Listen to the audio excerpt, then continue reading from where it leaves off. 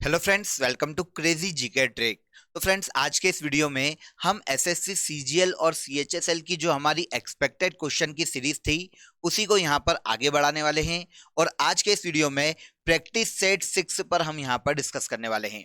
काफी important question को हमने यहाँ पर कवर किया है। बहुत ही अच्छे क्वेश्चन है और आने वाली एग्जाम में आपको डेफिनेटली ये क्वेश्चन देखने को मिलने वाले हैं। तो अगर आपने वीडियो को अभी तक लाइक नहीं किया है तो वीडियो को लाइक और शेयर कर दीजिएगा और चैनल को सब्सक्राइब करना ना भूलिएगा। चलिए शुरू करते हैं। तो देखिए, सबसे पहला क्वेश्चन जो कि आने वाली एसएससी की एग्जाम में हमको देखने को मिल सकता है इंडियन पॉलिटी से, ये है भारतीय संविधान के अनुसार निम्न विषयों पर संविधान संशोधन के लिए कम से कम आधे राज्यों के विधानमंडल द्वारा संपुष्टि आवश्यक है। यहां पर मल्टीपल चॉइस में क्वेश्चन दिया गया है, देख लेते हैं किस तरीके से। तो देखिए, अगर संवैधानिक संशोधन के लिए मतलब संविधान संशोधन के लिए कम से कम आधे राज्यों के विधानमंडल द्वारा संपुष्टि आवश्यक है, किस प्रकार के संशोधन के लिए? तो देखिए, संविधान के संघीय प्रावधान मतलब फेडरल प्रोविजन करने के लिए या फेडरल सिस्टम में कुछ भी चेंजेस करना है उसके लिए, तो ये बिल्कुल सही है। अगर भारतीय संविधान में फेडरल सिस्टम में संघीय ढांचे में कोई भी परिवर्तन करना है तो संसद के दोनों सदनों में विशेष बहुमत चाहिए और आधे से अधिक राज्यों की विधानसभाओं में साधारण बहुमत से उसे पास होना चाहिए। तो संघीय प्रावधान बिल्कुल सही है। सर्वोच्च न्यायालय के अधिकार, ये भी कहीं ना कहीं फेडरल सिस्टम को ही डिनोट करता है। तो सर्वोच्च न्यायालय में अगर कुछ भी उसके अधिकारों में चेंजेस करना है तो भी ऐसा ही संविधान संशोधन करना पड़ेगा। संसद के दोनों सदनों में स्पेशल मेजोरिटी और आधे से अधिक राज्यों की विधानसभाओं में सिंपल मेजोरिटी से उस बिल को पास होना चाहिए। संविधान संशोधन की प्रोसीजर में अगर कुछ भी चेंजेस करना है तो भी इसी प्रकार के संशोधन की आवश्यकता होगी। तो ये तीन यहां पर सही हो जाते हैं। चौथा ऑप्शन देख लेते हैं, नए राज्यों का निर्माण अथवा राज्यों की सीमाओं तथा नामों में परिवर्तन। तो देखिए, ये जो प्रावधान है ना, भारतीय संविधान के आर्टिकल 3 के तहत दिया गया है और आर्टिकल 4 इससे ही रिलेट करता है और यह प्रावधान करता है कि आर्टिकल 2 और आर्टिकल 3 में किया जाने वाला कोई भी चेंजेस या कोई भी परिवर्तन बिना संविधान संशोधन के किया जा सकता है। यह प्रावधान आर्टिकल 4 करता है। तो नए राज्यों का अगर निर्माण करना है, राज्यों की बाउंड्रीज में अगर कुछ भी चेंजेस करना है या नाम में कोई चेंज करना है तो इसके लिए संविधान संशोधन की जरूरत तो है ही नहीं। तो इस प्रकार का संविधान संशोधन, जब संशोधन की जरूरत नहीं है तो फिर किस प्रकार का हो ये मायने नहीं रखता, है ना। तो ये यहां पर गलत हो जाता है। इस प्रकार का कोई इस संशोधन के द्वारा इस प्रकार का कोई भी चेंजेस करने की जरूरत नहीं है। तो यहां पर तीन इजीली सही हो जाते हैं, फर्स्ट, सेकेंड और थर्ड। तो आंसर हो जाएगा हमारा आंसर ए। संसद के दोनों सदनों में स्पेशल मेजोरिटी और आधे से अधिक राज्यों की विधानसभाओं में सिंपल मेजोरिटी से ऐसे बिल पास कराए जाएंगे जो कि संघीय ढांचे में चेंजेस करते हो, सुप्रीम कोर्ट के अधिकारों में कोई चेंज की बात करते हो या संविधान संशोधन की प्रोसीजर को ही चेंज करने की बात करते हो, तो इस प्रकार का संविधान संशोधन किया जाएगा। ओके, आंसर ए हो जाता है। चलिए नेक्स्ट क्वेश्चन पर आते हैं। अगला क्वेश्चन देख लेते हैं कि क्या पूछा गया है। देखिए, एक बार फिर मल्टीपल चॉइस में हमें देखना पड़ेगा। निम्नलिखित कथनों पर विचार कीजिए। यहां पर हमें आई थिंक कितने कथन दिए, 2 कथन दिए और हमें बताना है। मल्टीपल चॉइस में हमारा क्वेश्चन है, देख लेते हैं। भारत के संविधान में संशोधन केवल लोकसभा में विधेयक द्वारा ही प्रारंभ किया जा सकता है। तो देखिए, संविधान के आर्टिकल 368 संविधान संशोधन की बात करता है और संविधान संशोधन संसद के किसी भी सदन में लाया जा सकता है, चाहे वो लोकसभा हो चाहे वो राज्यसभा हो। तो ये पॉइंट तो यहां पर गलत हो जाता है क्योंकि यहां पर क्या कहा गया है कि केवल लोकसभा में, तो गलत है ना, दोनों सदनों में लाया जा सकता है। सेकंड देखते हैं, यदि ऐसा संशोधन संविधान के संघीय चरित्र में परिवर्तन की मांग करता है तो संशोधन का अनुसमर्थन भारत के सभी राज्यों के विधानमंडल द्वारा किया जाना आवश्यक है। तो ये भी बिल्कुल गलत है। संघीय ढांचे में अगर फेडरल सिस्टम में अगर कोई भी चेंजेस कर रहा है कोई संविधान संशोधन, तो संसद में स्पेशल मेजोरिटी चाहिए, ठीक है, लेकिन आधे से अधिक राज्यों का अनुसमर्थन चाहिए, ना कि सभी राज्यों का अनुसमर्थन की आवश्यकता होगी। तो यहां पर ये भी गलत हो जाता है। तो ना तो एक यहां पर सही है अमेंडमेंट के संदर्भ में और ना ही दो यहां पर सही है। तो answer D is correct answer. Simple से क्वेश्चन है, बस क्वेश्चन को थोड़ा सा अगर आप ध्यान से पढ़ेंगे ना तो इजीली आप सॉल्व कर पाएंगे। बस आप देख लो कि वो ऑप्शन में या कथन में कहना क्या चाह रहा है, बस उसको ध्यान से पढ़ोगे, मतलब क्वेश्चन को अगर ध्यान से देखोगे तो इजीली ऐसे क्वेश्चन आप सॉल्व कर पाओगे। आगे बढ़ने से पहले काफी इंपॉर्टेंट आपको अपडेट देता हूं। देखिए, क्रेजी जीके ट्रिक के रूट एप्लीकेशन पर आप सभी के लिए एसएससी सीजीएल और सीएचएसएल के लिए एक टारगेट बैच लाइव चल रही है। अगर आप इंटरेस्टेड हैं, अगर आप ज्वाइन करना चाहते हैं तो रूट एप्लीकेशन में जाकर आप एसएससी की बैच में एनरोल हो सकते हैं। और अगर आप इंडिविजुअली मुझसे पॉलिटी पढ़ना चाहते हैं, पॉलिटी पढ़ने में इंटरेस्टेड हैं, तो रूट एप्लीकेशन में आप विजिट कीजिए। वहां पर आपके लिए मेरी लाइव क्लासेस भी अवेलेबल है, आप वहां पर जाके ज्वाइन कर सकते हैं और हमारे साथ गवर्नमेंट जॉब की तैयारी सुनिश्चित कर सकते हैं। चलिए, आई होप अपडेट अच्छा लगा होगा। नेक्स्ट क्वेश्चन पर आ जाते हैं। सिंपल सा क्वेश्चन है, अगला देख लेते हैं। निम्न संविधान संशोधन में से किस एक के द्वारा पहली बार संविधान में दल बदल विरोधी प्रावधान किया गया था, मतलब एंटी डिफेक्शन लॉ जोड़ा गया था? तो एंटी डिफेक्शन लॉ, दल बदल विरोधी अनुसूची भारतीय संविधान का 10th शेड्यूल है, अगर आपको पता हो तो। और ये शेड्यूल 52 अमेंडमेंट एक्ट के द्वारा 1985 में जोड़ा गया था, है ना। अयोग्य घोषित किया जा सकता है पार्लियामेंट के मेंबर को या फिर राज्य की विधानमंडल के मेंबर को। कौन करेगा? सेंट्रल में लोकसभा अध्यक्ष कर सकता है और राज्य में अगर है तो विधानसभा अध्यक्ष कर सकता है। किस परिस्थिति में? अगर कोई किसी पार्टी के चुनाव चिन्ह पर चुनाव जीत कर आता है और वो किसी और पार्टी में चला जाता है तो दल बदल के आधार पर उसको निर्योग्य घोषित किया जा सकता है। इसके अलावा अगर कोई निर्दलीय लड़ा है और वो किसी और पार्टी में मर्ज हो जाता है तो अयोग्य घोषित किया जा सकता है। किसी को मनोनीत किया गया है किसी सीट पर और वो किसी पार्टी को ज्वाइन कर लेता है तो भी इस केस में उसको निर्योग्य घोषित किया जा सकता है। तो एंटी डिफेक्शन लॉ, दल बदल विरोधी अनुसूची जो है, ये 52वें संविधान संशोधन के द्वारा 1985 में जोड़ी गई थी। पूछा जाता है कौन सी अनुसूची है, तो याद रखिएगा 10th शेड्यूल है इंडियन कॉन्स्टिट्यूशन का, एंटी डिफेक्शन लॉ। इसे डिटेल में मैंने आपको पढ़ाया है, आप वो वीडियो देखिएगा, आपको इजीली समझ में आ जाएगा। वैसे तो आप सारे वीडियो देखा करिए, तो वहां पर जो भी थ्योरी सेक्शन है आपको काफी इंटरेस्टिंग भी लगेगा और बहुत सारे फैक्ट, बहुत सारे पॉइंट, बहुत सारे कॉन्सेप्ट आपके इजीली वहां पर क्लियर होंगे। ओके, चलिए नेक्स्ट क्वेश्चन पर आते हैं हम। भारत के सर्वोच्च न्यायालय ने, मतलब सुप्रीम कोर्ट ने, संविधान के आधारभूत ढांचे के सिद्धांत को स्पष्ट किया है। बेसिक स्ट्रक्चर जो कॉन्स्टिट्यूशन का है उसे कहां पर क्लियर किया गया है? सुप्रीम कोर्ट के द्वारा किस केस में क्लियर किया गया है? तो यह है केशवानंद भारती वाद, 1973 में। केशवानंद भारती मामले में 1973 में सुप्रीम कोर्ट ने अपना वर्डिक्ट दिया था और यह कहा था कि संसद या पार्लियामेंट पूरा कॉन्स्टिट्यूशन में कहीं भी चेंज कर सकती है, मौलिक अधिकारों में भी कर सकती है, उसको राइट है, उसका अधिकार है वो, लेकिन मूल ढांचा इफेक्ट नहीं होना चाहिए, मतलब बेसिक स्ट्रक्चर संविधान का चेंज नहीं होना चाहिए या इफेक्ट नहीं। तो संविधान में कैसा भी बदलाव पार्लियामेंट कर सकती है। तो बेसिक ढांचे का या बेसिक स्ट्रक्चर का ये जो डेफिनेशन है ये दी थी सुप्रीम कोर्ट ने केशवानंद भारती मामले में 1973 में। ओके, चलिए, काफी सुर्खियों में रहा था ये मामला और काफी इंपॉर्टेंट भी है ना, इंडियन कॉन्स्टिट्यूशन के पॉइंट ऑफ व्यू से काफी इंपॉर्टेंट हो जाता है ये वाला वाद, तो याद रखिएगा। चलिए आगे आते हैं। किस संविधान संशोधन में यह प्रावधान किया गया कि केंद्र और किसी राज्य में मंत्री परिषद का आकार लोकसभा के सदस्यों की कुल संख्या और राज्य की विधानसभा के सदस्यों की कुल संख्या के 50% से अधिक नहीं होनी चाहिए?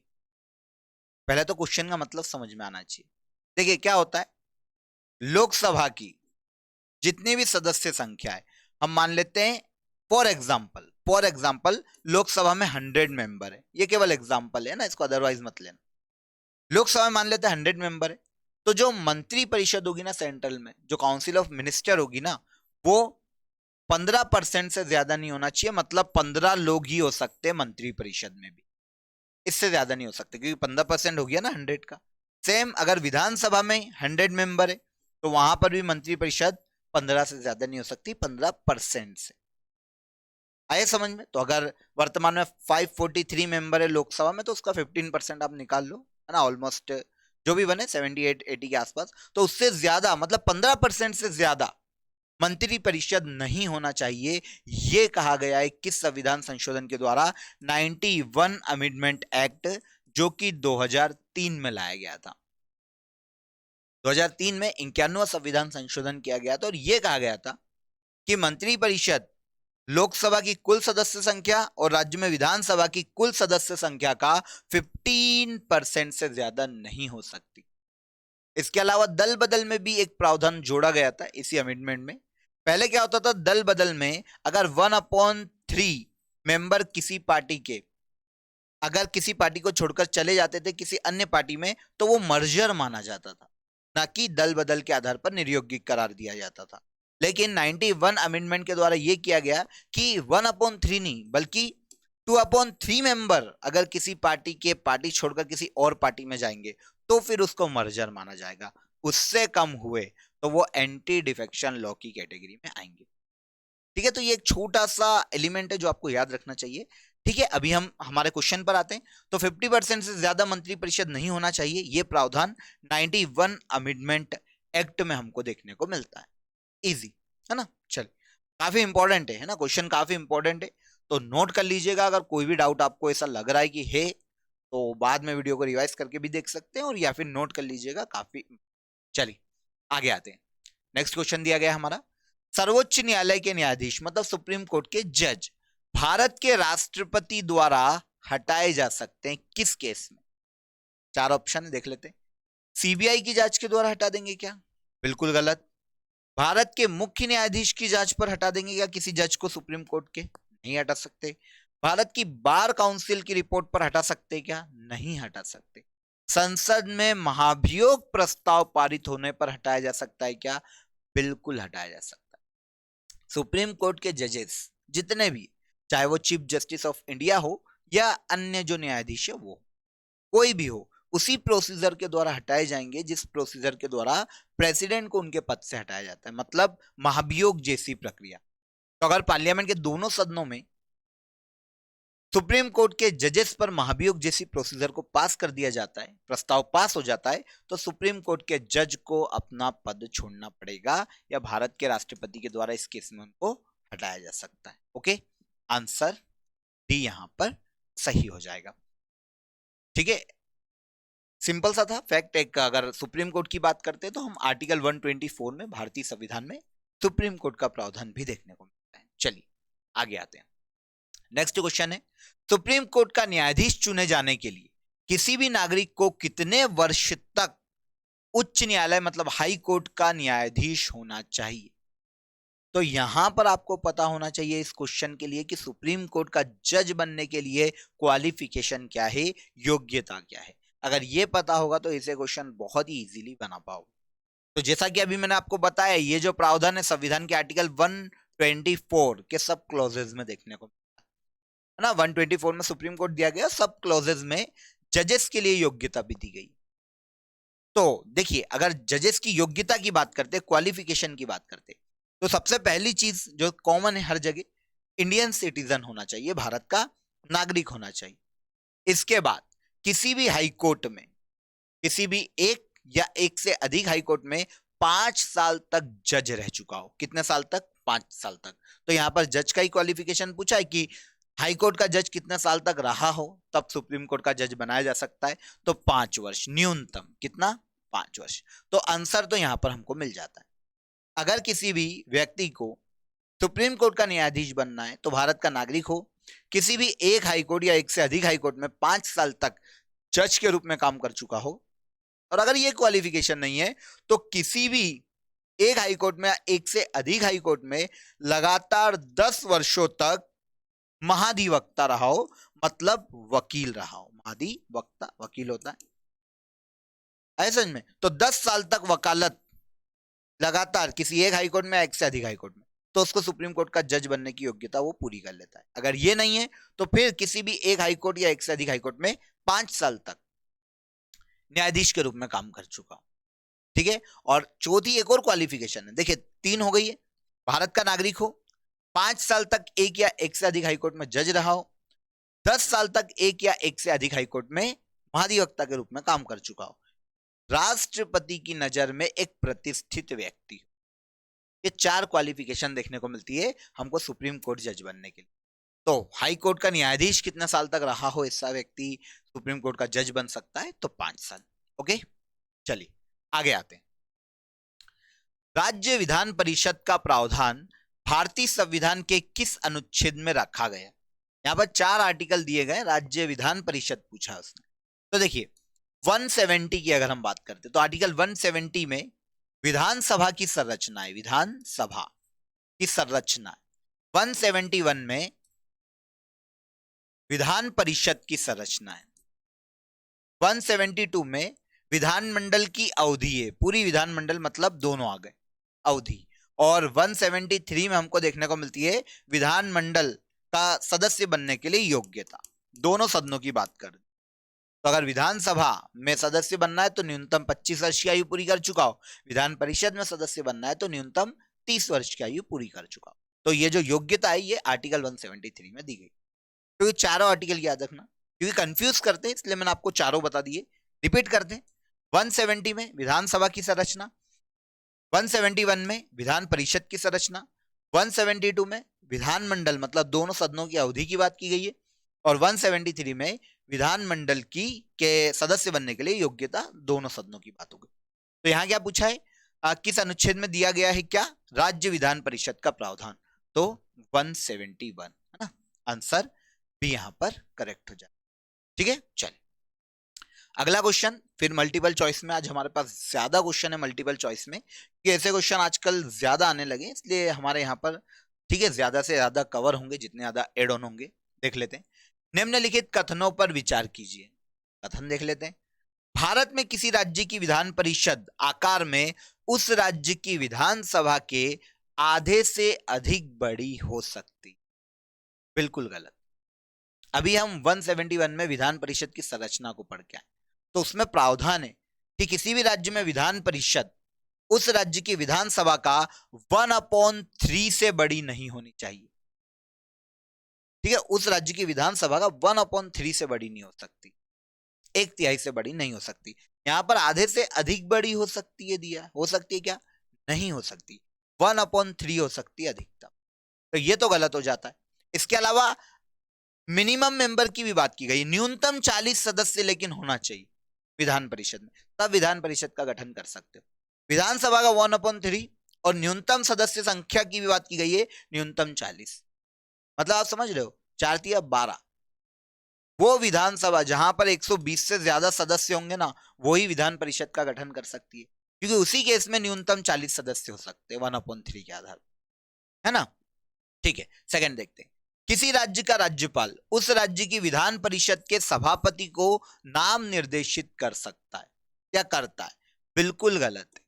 अगर किसी राज्य में विधान परिषद है तो उसका सभापति विधान परिषद में ही बहुमत के आधार पर चुना जाता है, राज्यपाल का उसमें कोई रोल नहीं। तो यह भी गलत हो जाता है। तो ना तो एक सही है और ना ही यहां पर 2 सही है। ओके, चलिए नेक्स्ट क्वेश्चन, राज्य में दूसरे सदन की स्थापना या उसे रद्द करने से संबंधित कौन सी सही विधि है? दूसरा सदन, राज्य में दूसरे सदन की बात की जा रही है, मतलब ये बात कर रहा है विधान परिषद की, है ना, ये दूसरा सदन।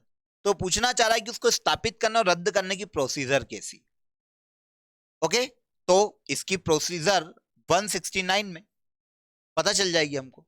विधान परिषद का सृजन कैसे किया जाए और उसको समाप्त कैसे किया जा सकता है, संविधान के आर्टिकल 169 में देखने को मिल सकता है।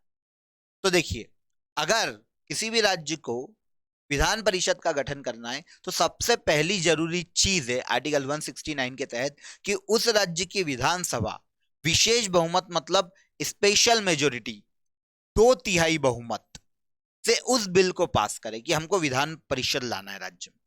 तो पहले तो राज्य की विधानसभा पास करे 2/3 मेजोरिटी से, फिर उसको पार्लियामेंट में भेजे, पार्लियामेंट के दोनों सदन उसको सिंपल मेजोरिटी से पास करेंगे।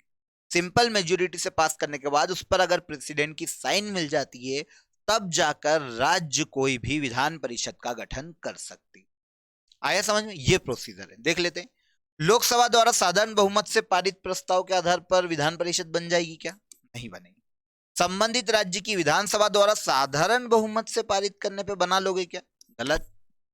पहली बात तो अकेली विधानसभा बना नहीं सकती कि खुद ही पारित कर लो, बना ले, नहीं कर सकते। और यहाँ पर उल्टा साधारण बहुमत भी दिया, ये भी गलत है। स्पेशल मेजोरिटी चाहिए। संबंधित राज्य की विधानसभा द्वारा पूर्ण बहुमत, पूर्ण बहुमत का मतलब स्पेशल मेजोरिटी होता है, 2/3। ठीक है। पारित प्रस्ताव और संसद से पारित विधि द्वारा, मतलब संसद में भी वो पास हुआ हो, तो बिल्कुल सही है आंसर सी। ऐसी कंडीशन में राज्य में विधान परिषद का गठन किया जा सकता। फोर्थ ऑप्शन भी देख लेते हैं। लोकसभा द्वारा पूर्ण बहुमत से पारित करके केवल लोकसभा कर लेगी क्या गठित विधान परिषद? तो विधानसभा, जिस भी राज्य को विधान परिषद चाहिए, वहां की विधानसभा 2/3 मेजोरिटी से पास करे, और उसके बाद पार्लियामेंट के दोनों सदन उसे साधारण बहुमत से पास करे, तब जाकर विधान परिषद का गठन किया जा सकता। ओके, चलिए आगे आते हैं। अगला क्वेश्चन है, बिना विधानसभा का सदस्य निर्वाचित हुए कोई मंत्री किस समय तक पद पर बना रह सकता है?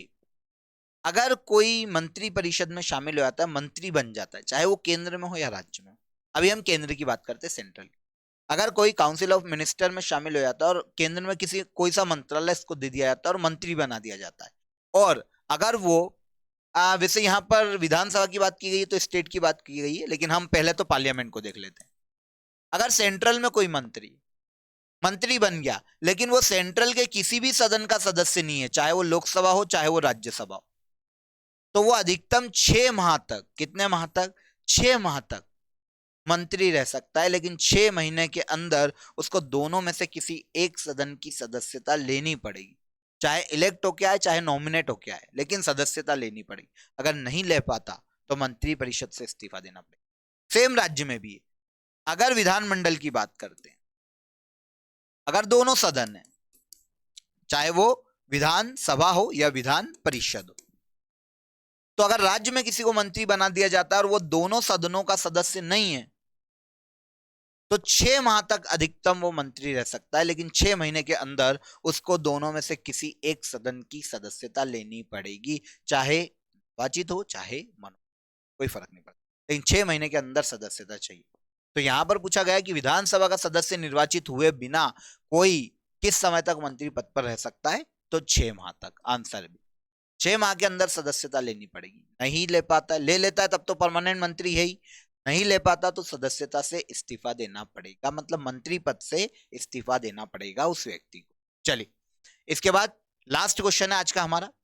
अंडमान एवं निकोबार द्वीप पर निम्नलिखित उच्च न्यायालयों में से किस एक का क्षेत्राधिकार है? मतलब पूछा गया है कि अंडमान निकोबार जो क्षेत्र है वो किसके ज्यूरिडिक्शन के अंतर्गत आता है, किस हाईकोर्ट के ज्यूरिडिक्शन के अंतर्गत आता है?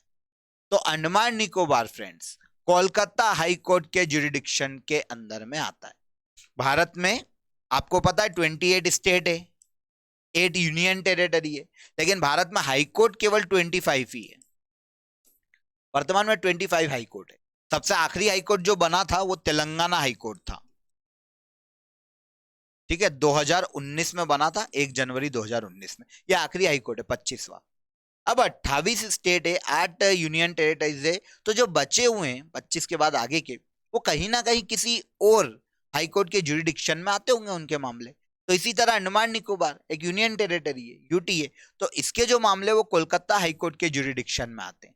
इसके अलावा भी आपको 2-4 हाईकोर्ट और याद रखना चाहिए जिनके ज्यूरिडिक्शन में एक से अधिक राज्य या यूनियन टेरिटरीज आती। तो इसके लिए सबसे पहला इंपॉर्टेंट है गुवाहाटी हाईकोर्ट। गुवाहाटी हाईकोर्ट, इसके ज्यूरिडिक्शन में जो स्टेट आते हैं ना, वो हमको देखने को मिलता है सबसे पहला तो असम, अरुणाचल प्रदेश, मिजोरम और नागालैंड। ये काफी पूछा जाता है क्वेश्चन, क्योंकि ये कंफ्यूज करता है पूर्वोत्तर भारत से। ये क्वेश्चन काफी कंफ्यूज करता है हमको, पूर्वोत्तर भारत के स्टेट में काफी कंफ्यूजन होता है। तो याद रखना, गुवाहाटी हाईकोर्ट के ज्यूरिडिक्शन में असम, अरुणाचल प्रदेश, मिजोरम और नागालैंड, ये 4 राज्य आते हैं। इसके अलावा बॉम्बे हाईकोर्ट भी काफी इंपॉर्टेंट है ना, बॉम्बे हाईकोर्ट। बॉम्बे हाईकोर्ट की अगर हम बात करते हैं तो ऑल ओवर महाराष्ट्र, बॉम्बे के हाईकोर्ट की जुरिडिक्शन में आता है। इसके अलावा गोवा आ जाएगा, और एक यूनियन टेरिटरी जो अब मिक्स हो गई है, पहले दो थी अलग अलग, दमन दीव एंड दादर नगर हवेली। ठीक है, ये बॉम्बे हाईकोर्ट के जुरिडिक्शन में आते हैं, महाराष्ट्र, गोवा, दमन एंड दीव एंड दादर नगर हवेली। इसके अलावा आपको पौंडीचेरी को याद रखना चाहिए। पौंडीचेरी जो कि एक यूनियन टेरिटरी है भारत की, ये मद्रास हाईकोर्ट के जुरिडिक्शन में आती है। मद्रास या तमिलनाडु हाईकोर्ट बोल सकते हो आप, है ना, मद्रास पूरा तमिलनाडु के मामले में मद्रास हाईकोर्ट में, और इसके अलावा एक यूनियन टेरिटरी पौंडीचेरी। लक्षद्वीप भारत का एक केंद्र शासित प्रदेश है, लक्षद्वीप। ठीक है, अगर हम इसकी बात करते हैं तो ये केरल हाईकोर्ट के जुरिडिक्शन में आता है, केरल हाईकोर्ट। और इसके अलावा आपको नॉर्मली चंडीगढ़, हरियाणा और पंजाब, ये तीन, दो स्टेट और एक यूनियन टेरिटरी ऐसी है जो कि पंजाब हाईकोर्ट के जुरिडिक्शन में आती है। तो आपको याद रखना चाहिए जुरिडिक्शन जो दूसरे राज्यों तक फैला हुआ है, क्योंकि काफी पूछे जाते हैं, कंफ्यूज भी करते हैं। हाँ, एकमात्र यूनियन टेरिटरी जिसका अपना हाईकोर्ट है, ये भी क्वेश्चन आता है, तो वो है दिल्ली। दिल्ली हाईकोर्ट की स्थापना 1966 में हुई थी, इसको भी आपको याद रखना चाहिए। एकमात्र ऐसी यूनियन टेरिटरी है, यूटीए, जो कि खुद का हाईकोर्ट है ना, दिल्ली हाईकोर्ट 1966 में इसकी स्थापना की गई थी। तो क्वेश्चन पे फिर आ जाते हैं, एक बार क्वेश्चन को रिवाइज करते हैं। अंडमान निकोबार द्वीप समूह के जो मामले हैं वो कोलकाता हाईकोर्ट के जुरिडिक्शन में आते हैं, आंसर बी। कोलकाता, जो पश्चिम बंगाल के मामले वो तो आते ही हैं, और साथ ही साथ अंडमान एंड निकोबार के मामले आते हैं। ओके, सिंपल सा क्वेश्चन थे, और जितनी भी रिलेवेंट डिटेल मैंने आपको बताई वो भी काफी इंपॉर्टेंट थी एग्जाम के पॉइंट ऑफ व्यू से।